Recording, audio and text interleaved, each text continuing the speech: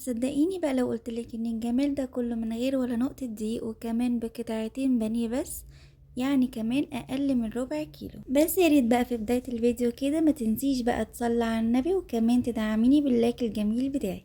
جبت بقى قطعتين بانيه وقطعتهم قطع عشوائية، وبعد كده بقى حطيتهم في الكبة وفرمتهم كويس جدا. وبعد بقى ما فرمتهم شلتهم على جنب، وفرمت كمان فلفل اخضر وكمان بصل. والفلفل الاخضر فرمت 2 بس، وكمان البصل 2 وبس، كان حجمهم وسط.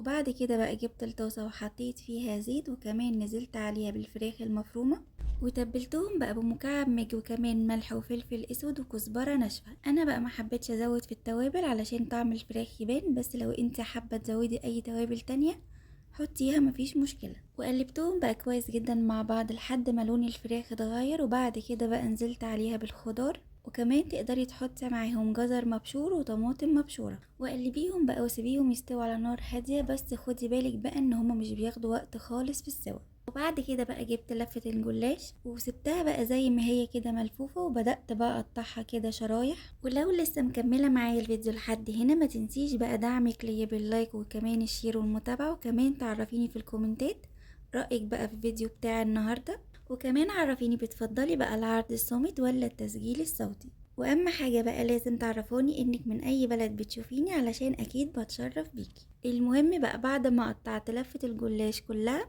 فكيت بقى الورق كله من بعضه بالشكل ده.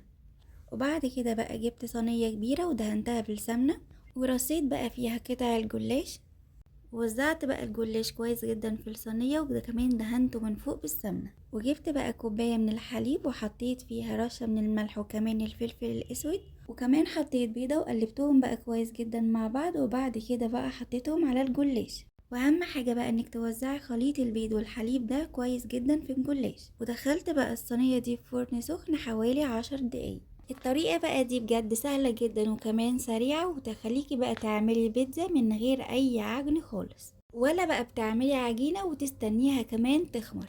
كله بقى بيبقى في نفس الوقت كده وما بياخدش 10 دقايق تحضير. المهم بقى اول ما خرجت من الفرن حطيت عليها حشوة الفراخ، وتقدري تحطي قبلها صوص البيتزا او اي صوص انت حباه، بس انا هنا فضلت ان انا احط الفراخ على طول. وكمان حطيت قطع الزيتون، وبعد كده بقى حطيت الجبنة الموتزاريلا. وبعد كده بقى دخلتها الفرن تاني، وطبعا الفرن كان سخن.